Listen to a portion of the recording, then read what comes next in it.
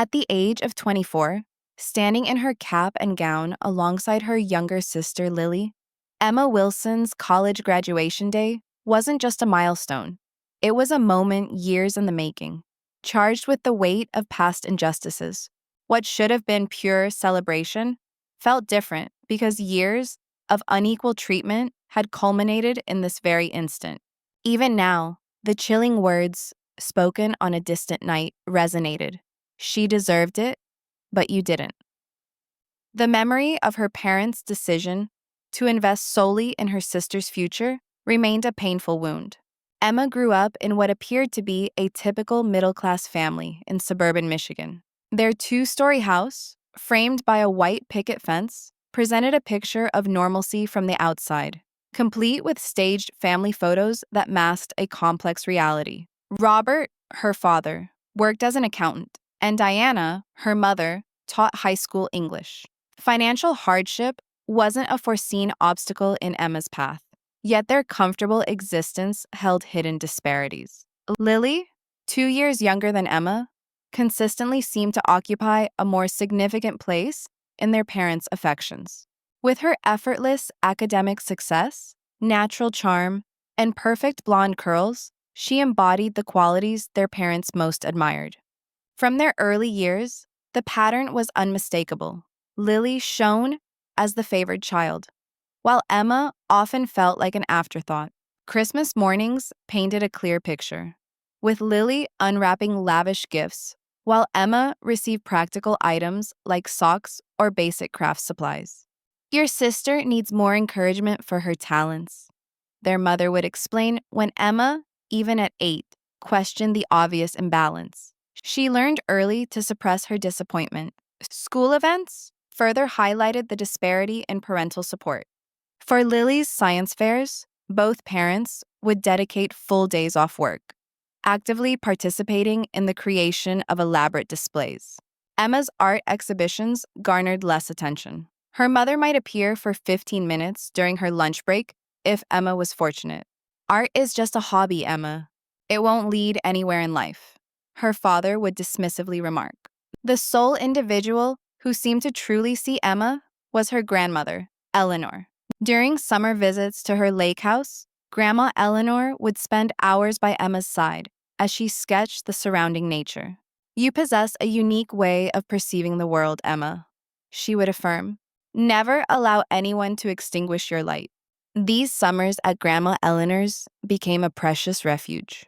Within her small library, Emma discovered biographies of successful entrepreneurs and leaders who had conquered significant challenges.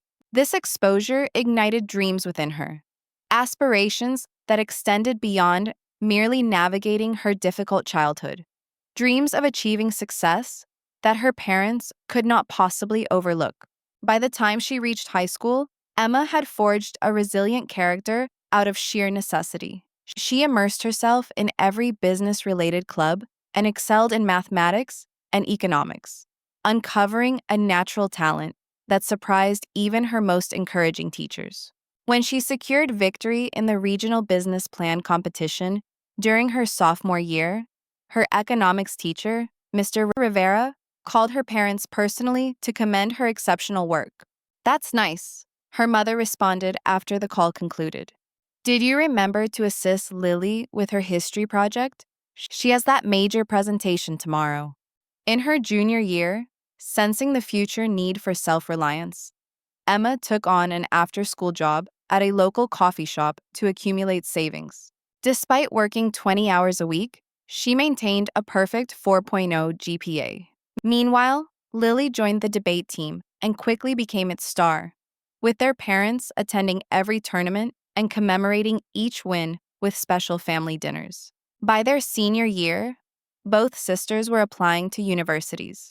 Though 2 years apart, Lily had skipped a grade, placing them in the same graduating class. They both applied to the prestigious Westfield University, renowned for its strong business and political science departments. Against all expectations, acceptance letters arrived for both on the same day.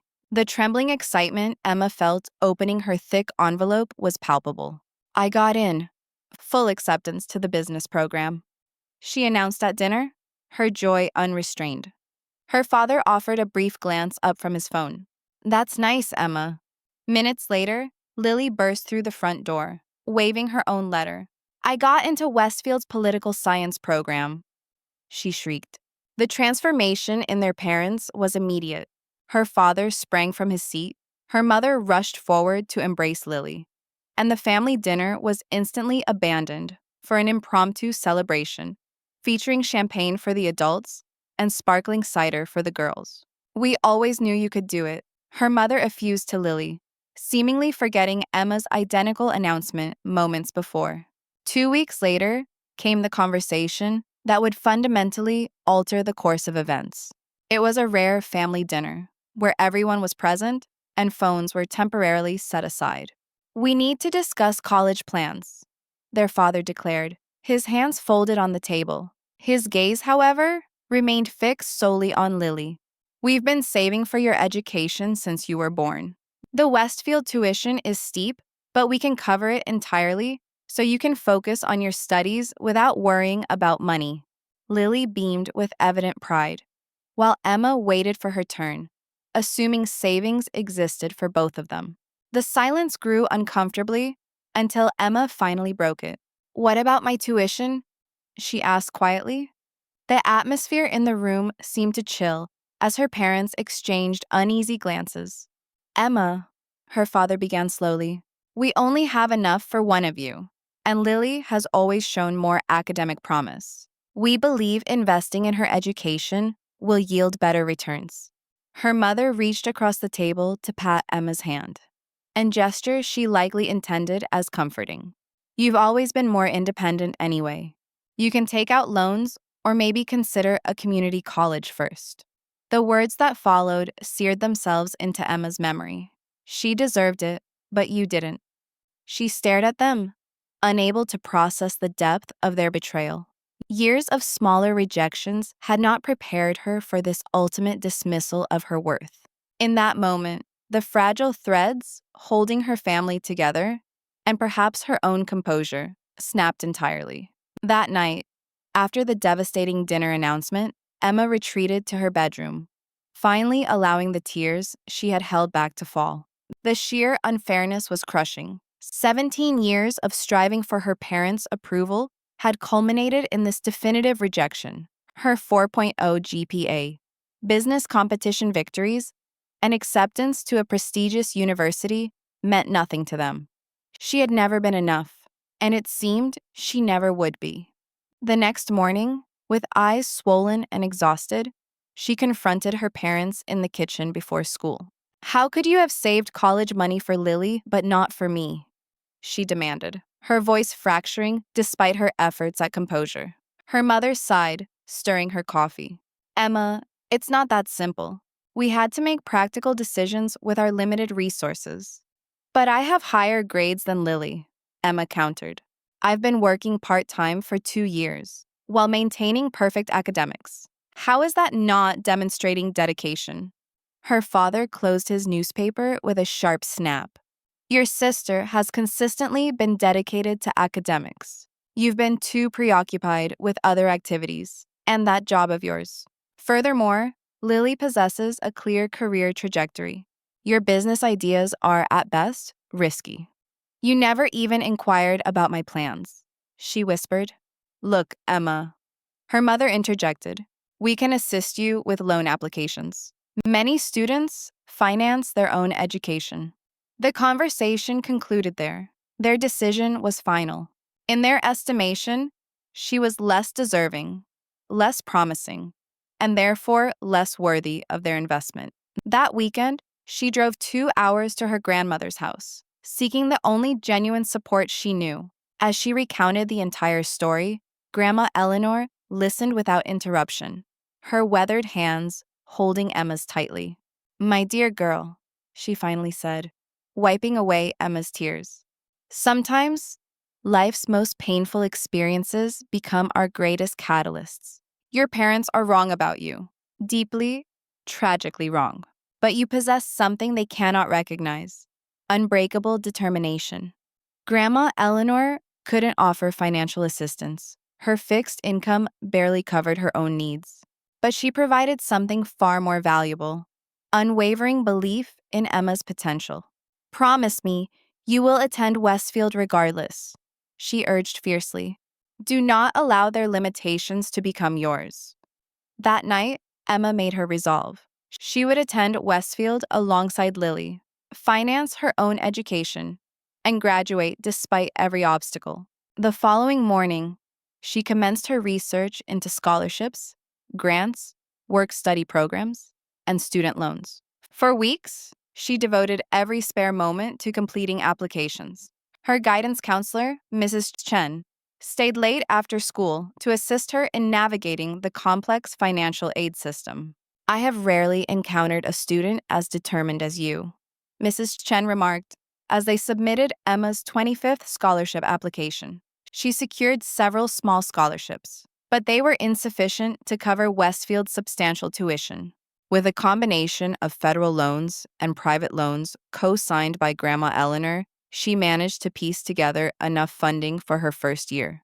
Next came housing. While Lily would reside in the expensive on-campus dormitories paid for by their parents, Emma located a tiny apartment 45 minutes from campus with 3 roommates she found through a university housing forum. Simultaneously, she applied for every job available near campus. 2 weeks before move-in day, she secured a position at a busy coffee shop, within walking distance of her least expensive classes, supplemented by weekend shifts at a local bookstore. The disparity in their preparations was stark.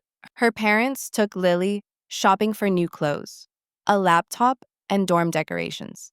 They helped her pack, arranged for professional movers, and planned an elaborate send-off party with family friends.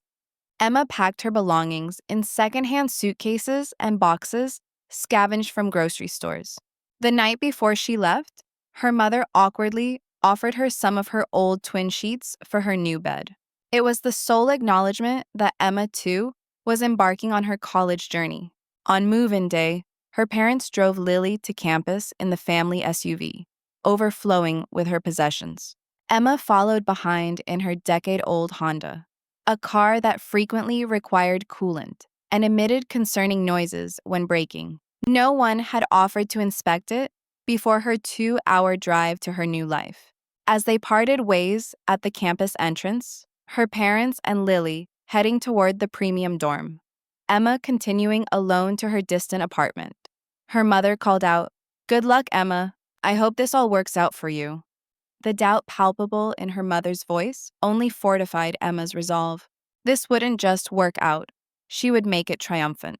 Her new apartment was a shock: peeling paint, unreliable plumbing, and roommates who were complete strangers. That first night alone on her thin mattress, the sounds of traffic and neighboring arguments filtering through the walls, exhaustion overwhelmed her. The enormity of her undertaking hit with full force, and doubts began to surface. Could she genuinely manage 30 hours of work weekly while carrying a full course load? Would the relentless financial stress cripple her academic performance? Just as despair threatened to consume her, her phone chimed with a text message from Grandma Eleanor. "Remember, my brave girl, diamonds are only made under pressure. You are already shining."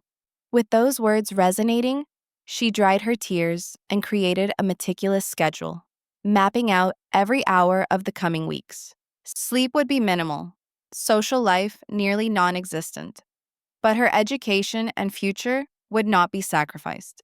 The financial aid office became her second home during that initial week. Ms. Winters, the assistant director, took a particular interest in Emma's circumstances after hearing her story.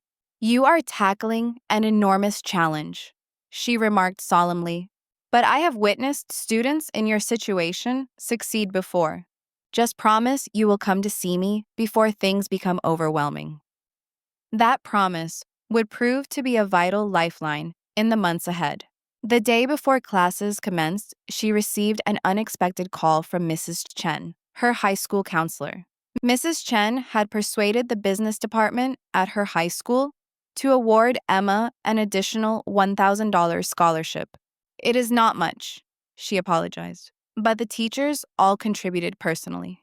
We believe in you, Emma. That small act of kindness from individuals who truly recognized her potential provided the final surge of courage she needed. As she meticulously added that precious amount to her budget spreadsheet, she felt an internal shift, determination solidifying into unbreakable resolve. Freshman year struck like a hurricane. While most students adjusted to college academics and savored newfound freedom, Emma was juggling 30 hours of work weekly with a demanding full course load of business classes. Her typical day commenced at 5 in the morning with a 2-hour study session before she rushed to her opening shift at the coffee shop. After classes, she would go directly to her second job at the bookstore, often not returning to her apartment until after midnight. Sleep became a luxury she could seldom afford. She learned to complete readings during her commute, finish assignments during lunch breaks, and record lectures to listen to while cleaning coffee machines. Every minute was accounted for, every resource stretched to its limit. The contrast between her life and Lily's could not have been more striking. Through infrequent text messages and social media posts, Emma caught glimpses of Lily's carefree college experience, sorority events, study abroad information sessions, and weekend trips home for her mother's cooking. Meanwhile, Emma was calculating whether she could afford both textbooks and groceries that month. Despite the punishing schedule, something unforeseen occurred. Her business classes were not merely manageable. She was excelling. Years of practical financial planning and work experience had prepared her in ways her classmates were not. While they grappled with basic accounting concepts, she was applying these principles in real time to her own complex financial situation. Professor Bennett, her business ethics instructor, stopped her after class one day during the second month. Ms. Wilson, your analysis of the case study was exceptional, particularly your perspectives on resource allocation and family business dynamics. Your insights demonstrate remarkable maturity. Perhaps for the first time, her struggles were translating into an academic advantage. Her exhaustion was offset by a growing confidence in her capabilities. During this period, she was also blessed with an unexpected friendship that would prove transformative. Her roommate, Zoe, observed Emma's punishing schedule and began leaving homemade meals in the refrigerator with Emma's name on them. One evening, when Emma returned home particularly exhausted, Zoe was waiting up. "You cannot continue like this," she stated bluntly, placing a cup of tea before her. "You will burn out before midterms." When Emma explained her situation, Zoe's expression shifted from concern to indignation on her behalf. "That is beyond unfair," she declared. "From now on, consider me your college family." Zoe became her sanctuary in the storm. She edited Emma's papers when fatigue blurred her words, created flashcards for her exams, and fiercely protected her study time from other roommates' interruptions. When she discovered Emma was skipping meals to save money, she insisted on cooking enough for both of them, refusing any payment beyond assistance with her own assignments. "My parents taught me that family takes care of each other," she explained simply. "And sometimes, the family we choose matters more than the one we are born into." Midway through sophomore year, disaster struck. The coffee shop reduced everyone's hours due to a seasonal slowdown, cutting Emma's income by nearly 40%. Her meticulously crafted budget collapsed overnight. With rent due and a tuition payment looming, she faced her first major financial crisis. Panic rising, she remembered Ms. Winters from financial aid and scheduled an emergency appointment. After reviewing Emma's situation, Ms. Winters offered both practical guidance and unexpected assistance. "Your academic performance qualifies you for an emergency grant," she explained. "And Professor Bennett has recommended you for a research assistant position in the business department. It pays better than the coffee shop and will be a more impressive addition to your resume." The research position proved to be another pivotal moment. Working directly with Professor Bennett, Emma began assisting with her study on small business resilience during economic downturns. The flexible hours accommodated her class schedule, and the intellectual stimulation provided a welcome change from preparing lattes. More importantly, Professor Bennett took a genuine interest in Emma's future. Have you considered entrepreneurship? She inquired one afternoon as they analyzed survey data. Your perspective on resource constraint driving innovation is quite sophisticated. The seed of an idea that had been germinating since high school began to take firm root. Using skills acquired in her marketing and digital media classes, she created a simple online platform offering virtual assistant services to local small businesses. Working late into the night, she built a website and developed service packages tailored to needs she had observed in her research with Professor Bennett. By the beginning of junior year, her small business was generating sufficient income to allow her to leave the bookstore job. She maintained her research position, primarily for the mentorship rather than the earnings. Between the virtual assistant work, research stipend, and loans, she was finally achieving a precarious financial stability. As her business expanded, so did her confidence. In business strategy class, she began contributing more actively, sharing insights from her real-world entrepreneurial experience. Professors took notice, and classmates started seeking her advice on their projects. The girl who once felt invisible was becoming a respected voice within the department. Meanwhile, Emma and Lily maintained a cordial but somewhat distant relationship.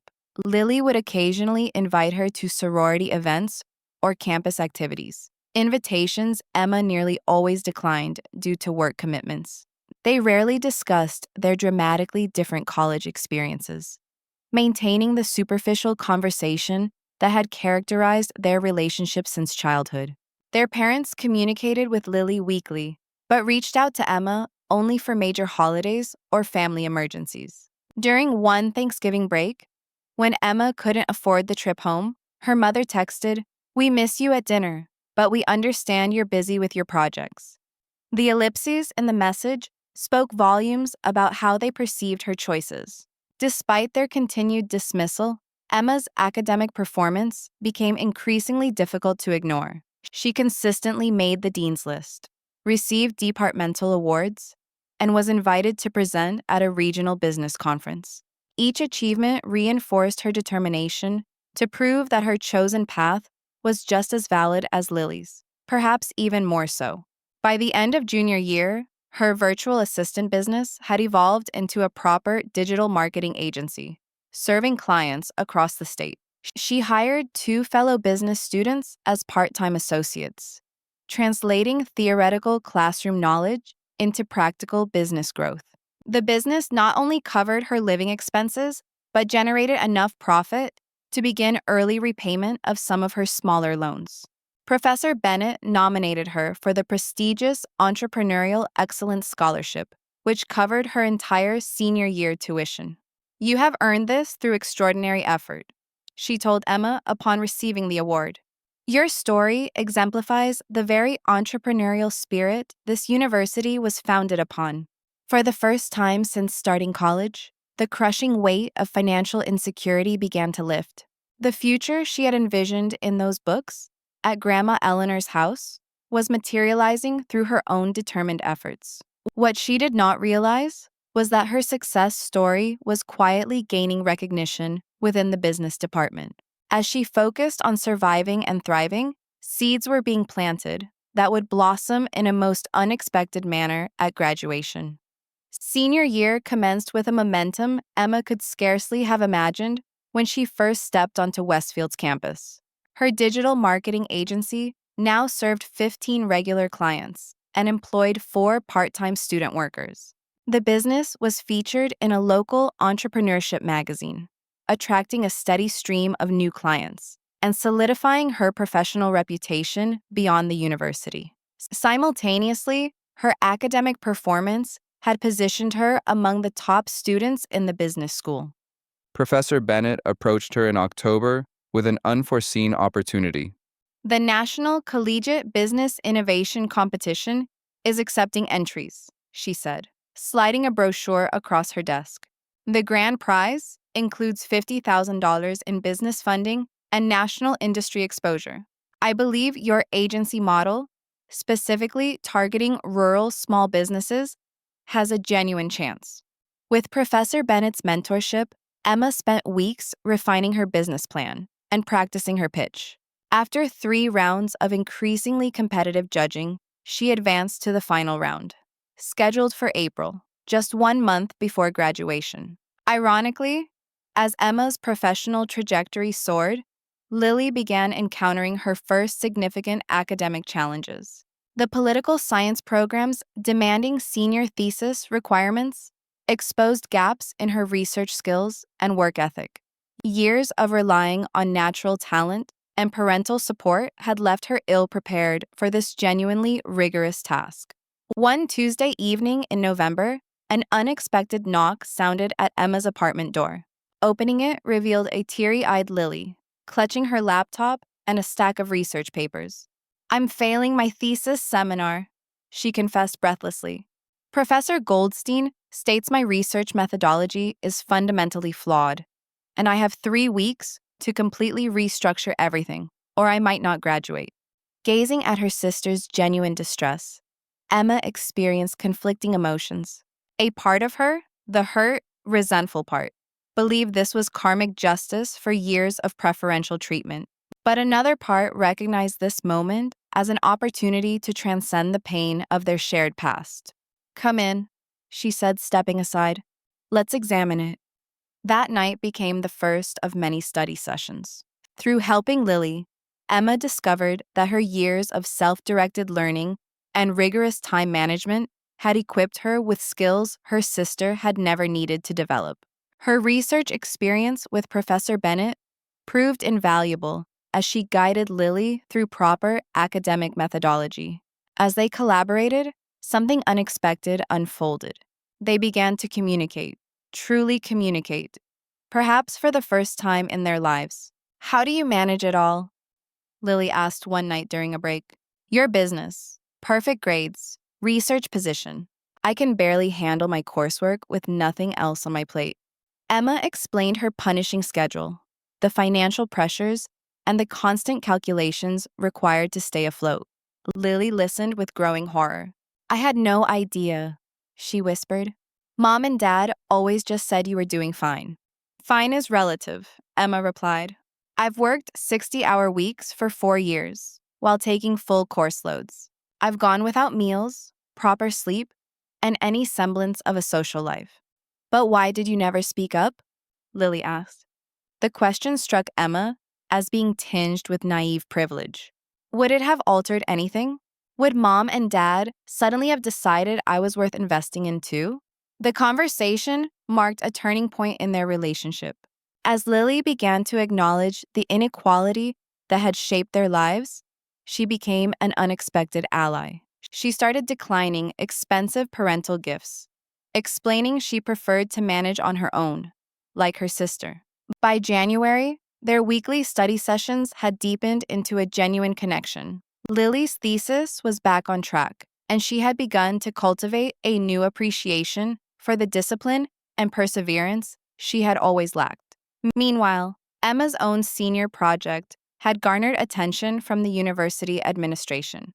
Dean Rodriguez, head of the business school, invited her to her office in February. "Your journey at Westfield has been extraordinary," she began. "From financing your own education to building a successful business while maintaining academic excellence, it is precisely the kind of success story we want to highlight." She explained that the university annually selected one exceptional student to deliver a brief address at graduation. "We would like you to consider representing the business school this year," she said. "Your story embodies the entrepreneurial spirit and determination we aim to instill in all our graduates." The prospect of speaking at graduation, of publicly claiming her achievements before her parents and the entire university community, felt like the culmination of everything she had strived for. She accepted immediately. What she did not know was that Dean Rodriguez had planned more than just a student address. The details would remain confidential until the ceremony itself. As April approached, the business competition became her primary focus. Her presentation to the judges incorporated everything she had learned about resilience, resource optimization, and creating value from constraint. When the panel announced her victory, Emma experienced a validation that transcended the prize money and publicity. She had transformed her greatest challenges into her competitive advantage. The university newspaper featured her win on the front page, including a photo of her accepting the oversized check and trophy. She sent a copy to Grandma Eleanor, who called her, weeping with pride. "I always knew you were extraordinary," she said. "Now everyone else knows it too." Her parents, notably, did not mention the article or the award. Their silence had long since ceased to surprise her. 2 weeks before graduation, her parents arrived in town to assist Lily with preparations. They rented a large house to accommodate the extended family, traveling for the celebration, and planned an elaborate party for after the ceremony. Emma received a perfunctory invitation that underscored her status as an afterthought. "We presumed you would be occupied with work," her mother explained when Emma mentioned her exclusion from the family dinner planned for the night before graduation. "But you are welcome to join if you are able to make it." The dismissal stung, but less acutely than it once would have. Her worth was no longer contingent upon their recognition. The day before graduation, Grandma Eleanor arrived bearing a special gift, a custom graduation stole embroidered with words that had sustained Emma through her darkest times. "Diamonds are made under pressure. Wear this proudly," she said, her eyes shining. "You have earned every thread." That evening, during the graduation rehearsal, Dean Rodriguez drew Emma aside with a conspiratorial smile. "Everything is arranged for tomorrow," she said. "Just be prepared for a slightly extended introduction before your speech." When Emma inquired what she meant, the dean merely winked. Some surprises are worth waiting for. Later that night, the extended family gathered for dinner at an upscale downtown restaurant. Aunts, uncles, cousins, and grandparents crowded around tables pushed together. Her parents held court at the center, regaling everyone with stories of Lily's accomplishments and post-graduation plans. Her mother's brother, Uncle Jack, eventually interrupted. "What about Emma? I heard she won some significant business competition." Her father waved dismissively. "Oh, Emma has been occupied with her little side projects. Very entrepreneurial, Emma is." The patronizing tone made it clear that in his estimation, Emma's achievements remained secondary to Lily's traditional academic success. Emma caught her sister's eye across the table and saw her visible discomfort. After dinner, Grandma Eleanor cornered her parents in the restaurant lobby. Although Emma couldn't hear the conversation, the tense postures and her father's defensive gestures indicated that Grandma was confronting them about their continued dismissal of Emma's accomplishments. As Emma returned to her apartment that night, she felt strangely calm. Tomorrow would bring the culmination of 4 years of relentless effort. Whatever transpired with her family, she had proven her worth to herself, and she realized that was what truly mattered. The morning of graduation dawned bright and clear, as if nature itself celebrated with them. Emma woke early, unable to sleep through the blend of excitement and nervous anticipation. Today marked not merely the completion of her degree, but the vindication of her chosen path. Her phone chimed with a text from Lily. "Good morning, graduate. See you at the robing area. So proud to be walking with you today." The simple message reflected how profoundly their relationship had evolved. From distant siblings, shaped by parental favoritism, they had found their way to something resembling genuine friendship. After a quick breakfast, Emma carefully dressed in the outfit she had splurged on for the occasion. A new dress beneath her graduation gown. Sensible yet stylish shoes, suitable for walking confidently. As she fastened Grandma Eleanor's special stole around her shoulders, she allowed herself a moment to fully absorb the weight of this accomplishment. 4 years prior, her parents had deemed her unworthy of investment. Today, she would graduate not only with honors, but with a thriving business and national recognition. The journey had been brutally difficult, but the woman who emerged was stronger than she could have ever imagined. Zoe insisted on driving her to campus. "Your carriage awaits, boss lady," she joked, but Emma could see the genuine pride in her eyes. "No more bus rides for you today." The campus pulsed with activity as families in their finest attire navigated between buildings, consulting maps and capturing photos. In the student assembly area, graduates in black robes clustered like elegant crows, adjusting caps and comparing honor cords. Emma spotted Lily instantly, her blonde hair discernible even from a distance. She rushed over upon seeing Emma, embracing her with unexpected emotion. "Can you believe we made it?" she asked, straightening Emma's cap. "Though I barely scraped by while you conquered the world." Her humility was still new enough to be surprising. "We both made it in our own way," Emma replied diplomatically. The ceremony coordinator began arranging them in alphabetical order, which would place Lily and Emma close together in the processional. As they found their positions, Emma noticed Dean Rodriguez approaching purposefully. "Ms. Wilson," she said, gently pulling Emma aside, "just confirming our arrangement. After the conferring of degrees, the president will announce special recognitions. You will be called up first for your address. And then," she lowered her voice, "we have a few additional acknowledgments planned." When Emma sought details, she smiled mysteriously. Better to allow it to unfold naturally. Just be prepared for a moment in the spotlight. The graduates began filing into the auditorium to the traditional strains of pomp and circumstance. Through the windows, Emma caught glimpses of the audience, thousands of family members and friends filling the vast space with excited chatter and occasional shouts of recognition. As they marched down the center aisle, she scanned the family section and spotted her parents seated in premium positions near the front. Her father wore the navy suit reserved for important client meetings, while her mother had selected an elaborate floral dress and hat combination that declared this an important occasion. Their eyes followed Lily with evident pride as she walked just a few people ahead of Emma.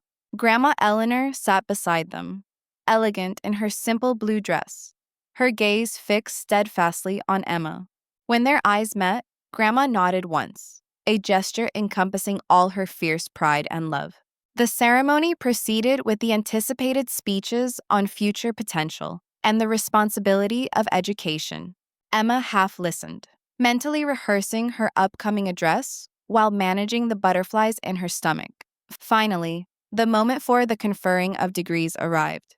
They rose by departments, crossing the stage to receive their diplomas and shake hands with university officials. When Emma's name was called, she heard Grandma Eleanor's distinctive whistle cutting through the polite applause. Lily, returning to her seat, gave Emma a thumbs up as they passed each other. After the degrees were conferred, University President Harlow approached the podium again.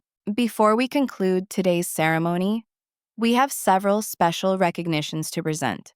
First, I invite Emma Wilson of the School of Business to deliver this year's student address." As Emma made her way to the stage, she glimpsed her parents. For the first time that day, they were looking directly at her, confusion evident in their expressions. Clearly, they had not anticipated their less promising daughter receiving this honor. Taking the podium, she drew a deep breath and began. "4 years ago, I arrived at Westfield with nothing but determination and the conviction that education should be earned, not merely given. Today, I stand before you having worked 30 hours weekly while maintaining a full course load, building a successful business that employs fellow students, and graduating with highest honors." She spoke of resilience, of finding strength in adversity, and of redefining success on one's own terms. Without directly mentioning her parents, she addressed the pain of being underestimated and the power of proving skeptics wrong. "The greatest gift of my Westfield education wasn't discovered solely in textbooks or lectures, however," she stated. "It was realizing that limitations placed upon us by others need not become our own limitations. Each of us possesses the capacity to transcend expectations and forge our own definitions of success. As she concluded her speech to enthusiastic applause, President Harlow returned to the microphone. What transpired next would permanently alter the dynamics of her family.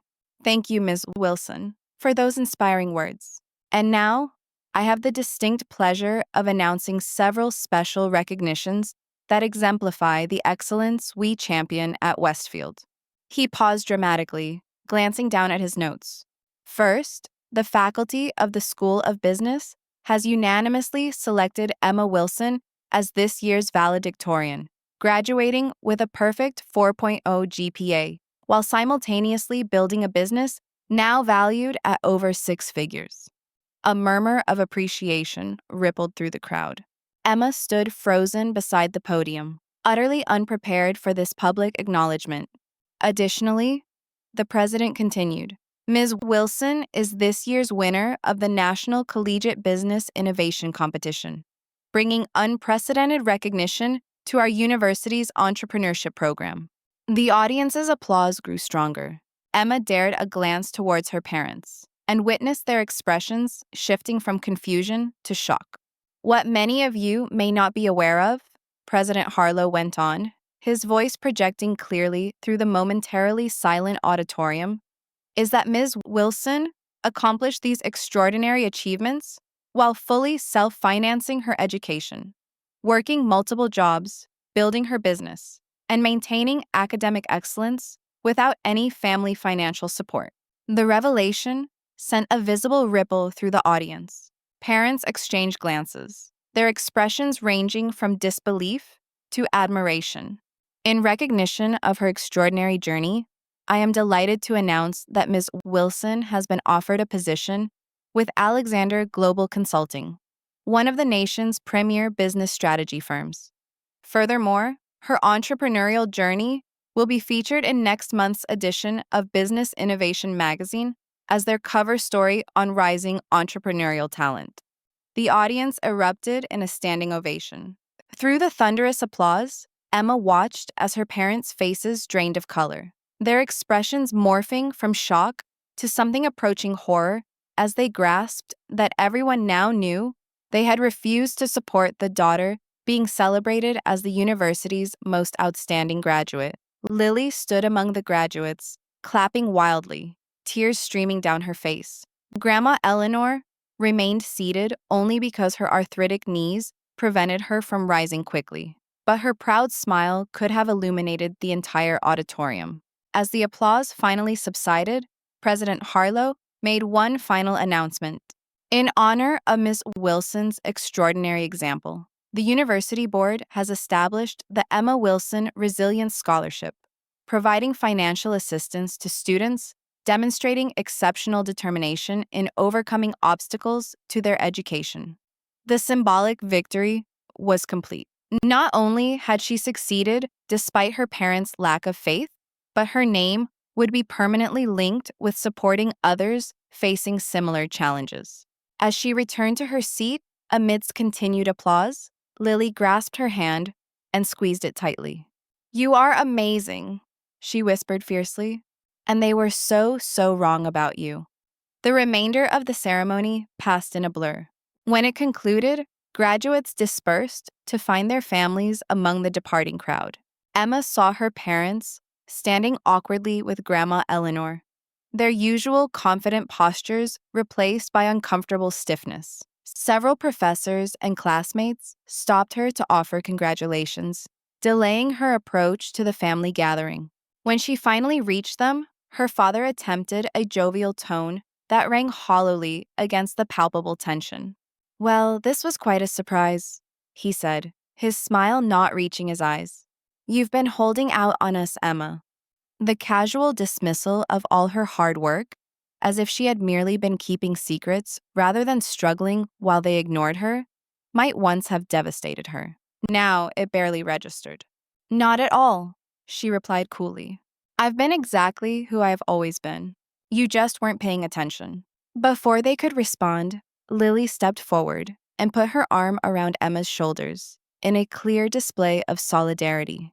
Everyone is discussing Emma's speech and accomplishments, she announced loudly enough for nearby families to overhear. Isn't it incredible how she managed to achieve all this without any support? I cannot fathom how much more she could have done if she had had the same advantages I did. Their mother flinched visibly at the public acknowledgement of their favoritism. Nearby, Uncle Jack and several other relatives observed the interaction with newly critical eyes. Perhaps we should continue this conversation at home, her father suggested tersely, clearly uneasy with the public scrutiny. Actually, Emma replied, I have a celebration with my business team and mentors this afternoon. They have been my real support system these past 4 years, and I would not miss it for anything. Grandma Eleanor stepped forward then, taking Emma's hand in her gnarled one. I am coming with you, she declared. I wish to meet these wonderful people who recognized what your own parents failed to see. The blunt statement hung in the air between them. Perhaps for the first time, Emma saw a flicker of genuine regret cross her mother's face. We are very proud of you, of course, she attempted weakly. Thank you, Emma replied with dignified grace. But I have learned that external validation is not essential for success. Today is not about gaining your approval. It is about celebrating the journey I made without it. As Grandma Eleanor and Emma turned to leave, Lily made a swift decision. I am coming too, she announced, stepping away from her parents to join them. The sight of their two daughters walking away, both having outgrown the constraints of their expectations in different ways, left her parents standing uncertainly in the doorway of their rented showcase house, their carefully constructed narratives about their children visibly crumbling before the undeniable truth. The scene at the post-graduation celebration in the business school atrium could not have been more different from the tense family interaction earlier. Professor Bennett had organized an elegant reception for faculty, outstanding graduates, and industry partners. Crystal punch bowls, elegant hors d'oeuvres, and congratulatory banners created a truly celebratory atmosphere. Lily looked around with wide eyes as they entered. This is so unlike the political science reception, she whispered. Everyone appears to genuinely know each other. The business department became my home, Emma explained. These individuals saw me, truly saw me, when our parents couldn't. Zoe rushed over immediately, embracing Emma tightly before introducing herself to Grandma Eleanor and Lily. I have heard so much about both of you, she said warmly. The supportive grandmother and the sister who finally woke up. Lily blushed, but accepted the gentle teasing good-naturedly. Better late than never, I hope. Dean Rodriguez approached next, champagne flutes in hand. The woman of the hour, she beamed, passing around the glasses. And this must be the grandmother who believed in you from the beginning. As they chatted, Emma watched Lily observing this network of supporters she had built. People who valued her for her actual accomplishments, rather than some preconceived notion of potential. The contrast with their parents' conditional approval was stark. Ms. Wilson, a distinguished woman in a sleek business suit, called out, approaching their group. Jennifer Alexander, founder of Alexander Global Consulting. Your presentation at the business competition was extraordinary. I am thrilled you have accepted our offer. Thank you for the opportunity, Emma replied, shaking her hand firmly. I am eager to join your team. Jennifer smiled warmly. With your combination of academic excellence and practical experience, you are precisely what we seek. Not many new graduates have already built a successful business from scratch. As she moved away to greet other guests, Lily's expression registered shock. You did not tell me you would be working for Alexander Global. That is one of the most prestigious consulting firms in the country. Emma smiled modestly. It happened quickly after the competition. The salary is significant. More than Dad earns, I would guess, Lily said thoughtfully. The celebration continued with speeches from faculty and presentations of departmental awards. Emma received the Outstanding Entrepreneurship Award, presented by Professor Bennett with tears in her eyes as she recounted Emma's journey from determined freshman to business owner and department star. Throughout the afternoon, Emma introduced Grandma Eleanor to everyone who had supported her, professors who had mentored her, classmates who had become business associates, university staff who had helped her navigate financial challenges. Each introduction included the person sharing a specific memory of how Emma had impressed them or contributed to the department. I had no idea, Lily murmured after the 10th such introduction. All these people admire you so much. Midway through the reception, Emma's phone buzzed with a text message from her mother. The family is gathering at the rental house for dinner at 6. Please join us. We want to celebrate both our graduates. Emma showed the message to Lily and Grandma Eleanor. What do you think? Grandma snorted. A bit late to play the proud parents now, is it not? Lily looked conflicted. They are trying, I suppose, in their way. We do not have to decide right now, Emma said, pocketing her phone. Let us enjoy this moment first. As the reception wound down, Professor Bennett approached with a campus photographer. The business magazine wishes a photo of you with your family for the feature article. Are they present? The question created an awkward pause. My grandmother and sister are here, Emma replied carefully. My parents are elsewhere at the moment. Understanding dawned in Professor Bennett's eyes. The family that matters is the one that supports you, she said kindly. Let us capture a photo of you three. The photographer arranged them near the business school emblem. Grandma Eleanor, beaming proudly with an arm around each granddaughter. Lily and Emma in their graduation regalia, Emma's special stole prominently displayed. As they were leaving the reception, Dean Rodriguez handed Emma a business card. The Dean of Admissions at Westfield's MBA program asked me to give you this. They are very interested in discussing a full scholarship if you decide to continue your education while working. The opportunities continuing to unfold before Emma stood in stark contrast to what her parents had once envisioned, or failed to envision, for her future. Should we attend the family dinner? Emma asked as they walked to Zoe's car. Grandma Eleanor took her hand. That decision is entirely yours, my dear. You owe them nothing. But, she added after a thoughtful pause, there might be value in allowing them to see exactly who you have become. Not for their sake, but for yours. Lily nodded in agreement. Plus, I would appreciate witnessing Uncle Jack question them about why they never mentioned your business or awards before today. Decision made. They drove to the rental house, where the extended family had gathered. Conversations hushed noticeably as they entered, then erupted in enthusiastic greetings as relatives rushed to congratulate both Lily and Emma. Her mother appeared from the kitchen, her earlier confident demeanor replaced by uncharacteristic nervousness. Emma, you came, she said, attempting a warm smile that did not quite reach her eyes. We were just about to serve dinner. Her father approached with forced joviality. Here are my successful daughters, he announced loudly, as if he had been proudly proclaiming Emma's achievements all along. Emma, why did you not inform us about this major consulting position? The audacity of his question, following years of disinterest in her activities, momentarily stunned Emma into silence. Before she could respond, Uncle Jack interjected. Likely because you have not inquired about her plans once in the past 4 years, Robert. He stated bluntly. At least, not at any family gathering I have attended. An uncomfortable silence settled over the room. Her father's face flushed with a mixture of embarrassment and anger. We have always supported both our daughters, he insisted defensively. Financially?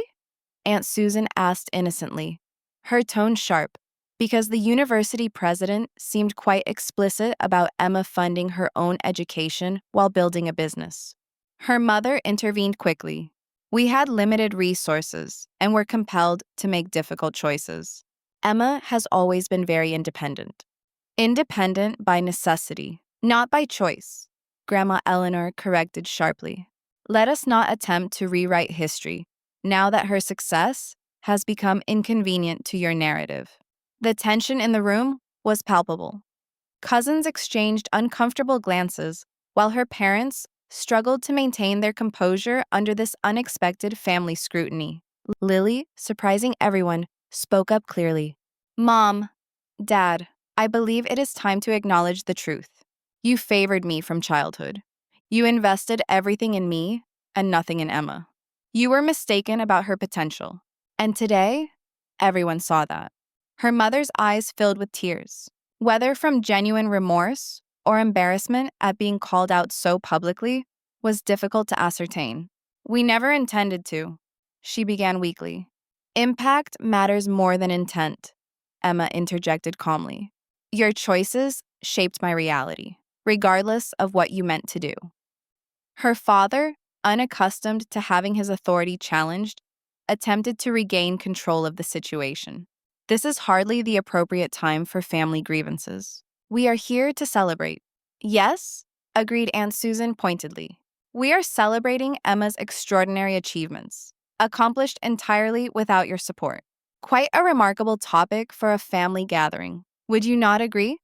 The family dinner proceeded with strained conversation. Her relatives, seeing Emma through new eyes, directed questions about her business and career plans. With each accomplishment she described, her parents' discomfort visibly increased as the magnitude of what they had dismissed became clearer. By the time dessert was served, the family dynamics had noticeably shifted. Where her parents had always been the authoritative center of family gatherings, their judgment now stood questioned. The daughter they had deemed less worthy had proven herself exceptional by any objective measure, undermining their credibility entirely. As the evening concluded, relatives departed with warm congratulations and, in several instances, business cards and offers of professional connections. The extended family's recognition and support, though belated, felt genuinely validating. When only the immediate family remained, her father attempted a conciliatory gesture. Emma, your mother and I have been discussing, and we would like to assist you with the security deposit on an apartment near your new job as a graduation gift. The offer, so small compared to the 4 years of tuition they had provided Lily, would once have meant everything to Emma. Now it felt almost offensive in its inadequacy. Thank you, but that will not be necessary, she replied evenly. My starting salary at Alexander Global will be $90,000 annually, plus performance bonuses. My housing is quite secure. The figure, substantially more than her father currently earned, landed like a physical blow. His expression cycled through shock, disbelief, and finally, a grudging recognition that the daughter he had dismissed had surpassed his own achievements. Well, he said finally, struggling to maintain composure, you have certainly proven yourself capable. Yes, she agreed simply. I have. Not that I needed to prove anything to anyone but myself. As they prepared to leave, Lily pulled Emma aside. I am staying with Grandma Eleanor for a few days before moving to my new apartment. Would you like to join us? Like a mini family vacation with the family members who actually matter. The suggestion, so simple yet so profound in its reorganization of family bonds, brought unexpected tears to Emma's eyes. I would love that, she whispered. As they departed, leaving her parents, standing uncertainly in the doorway of their rented showcase house, Emma felt centuries of weight lifting from her shoulders. Their approval, so desperately sought for most of her life, had become irrelevant in the face of her own verified worth. The family she was choosing, Grandma Eleanor, Lily, Zoe, her mentors and supporters, was the one that had seen her value all along. And that recognition meant infinitely more than belated acknowledgement from those who had refused to see until it became impossible to deny. The weeks following graduation brought a whirlwind of changes. Emma moved into a comfortable apartment near the Alexander Global offices, using a portion of her competition winnings for the security deposit and furnishings. Her small business continued operating under the management of her student team, now properly employed with fair wages and flexible schedules accommodating their studies. Meanwhile, the promised magazine feature was published. complete with a photo of Grandma Eleanor, Lily, and Emma at graduation. The article detailed Emma's journey from self-financing freshman to award-winning entrepreneur and consulting hire, positioning her story as an example of determination overcoming obstacles. She sent copies to Professor Bennett, Dean Rodriguez, and everyone else who had supported her along the way. Her relationship with her parents entered uncertain territory. 2 weeks after graduation, they requested a Sunday lunch meeting at a neutral restaurant location. The conversation was awkward, but represented their first genuine attempt to reconcile.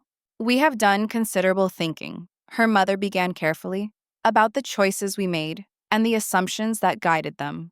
Her father, less comfortable with emotional conversations, added stiffly, "We may have misjudged your potential." The understatement was almost comical given recent events, but Emma recognized that this acknowledgement, however inadequate, represented significant movement for them. "Yes," she agreed simply, "you did.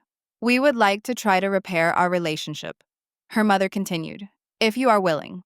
Emma considered their request thoughtfully.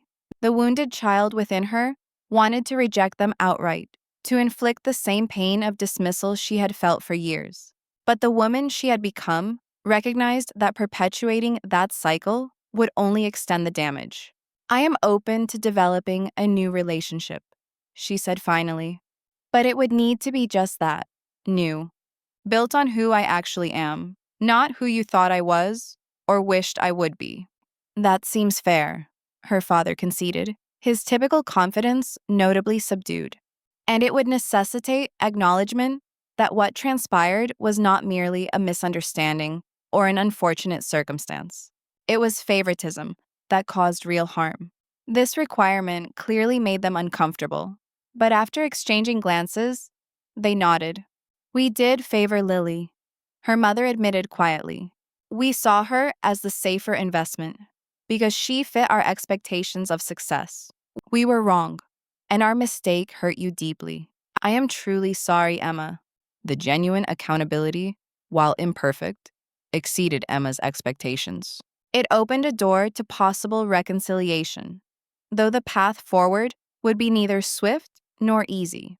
Over the summer, Emma began her position at Alexander Global, while maintaining regular contact with Lily and Grandma Eleanor. Lily had secured an entry-level position with a nonprofit organization focused on educational equity, a career choice seemingly influenced by her new awareness of privilege and opportunity gaps. "I keep contemplating how different our paths were," she confessed during one of their weekly sister dinners, "and how many other students face the obstacles you did, but without your exceptional drive to overcome them." Lily's growing social consciousness pleased Emma more than any apology could have. Her sister was evolving beyond the golden child identity their parents had constructed for her, developing genuine empathy and purpose. By autumn, Emma had settled into a productive rhythm with her consulting work while continuing to oversee the digital marketing agency. Her first performance review brought praise from senior partners and an unexpected bonus. Financial security, that elusive condition she had pursued for years, was finally hers. During a weekend visit to Grandma Eleanor's lake house, she presented Emma with a small wooden box while they sat on her porch watching the sunset. "I have been saving this for the appropriate moment," she explained. Inside was a delicate silver bracelet. "This was given to me by my grandmother when I finished school," she said. "She told me it was a reminder that a woman's worth originates from within, not from others' assessment. I have kept it all these years for a granddaughter who would truly comprehend its significance." As she fastened it around Emma's wrist, she added, "Your journey has been more difficult than it should have been, Emma.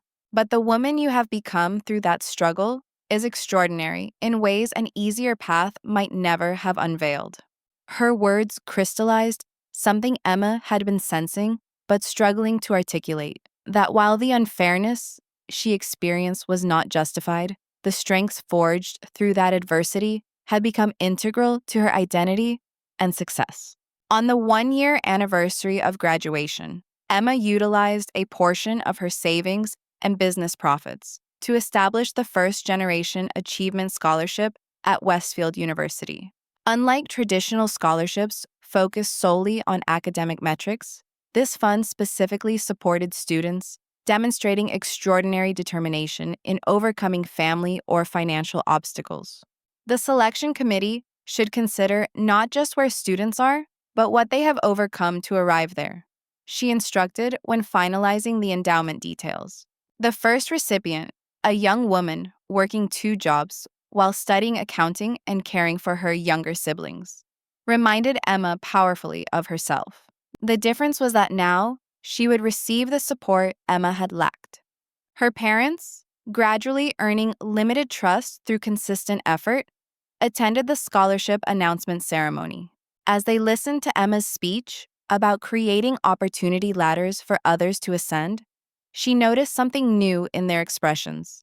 Not just regret for past mistakes, but genuine pride, untainted by comparison or condition. You have created something meaningful, her father acknowledged afterward, the closest he had come to expressing genuine admiration. Her mother added more directly, you have become someone who transforms her own pain into purpose. That is rare and valuable. While these small recognitions held meaning, Emma had absorbed perhaps the most important lesson of her journey. External validation, even from parents, was ultimately secondary to internal conviction. Her worth had not changed when they finally acknowledged it. Their perception had simply caught up to the reality that had been present all along. Lily and Emma continued to strengthen their authentic sisterhood, disentangling it from the comparative framework their parents had created. During a Saturday hiking trip, Lily posed the question that had evidently been occupying her thoughts for some time. Do you believe you will ever fully forgive them? Emma considered this carefully as they reached a scenic overlook. Forgiveness, she realized, wasn't a simple destination. It was an ongoing journey, much like her own path to finding her worth.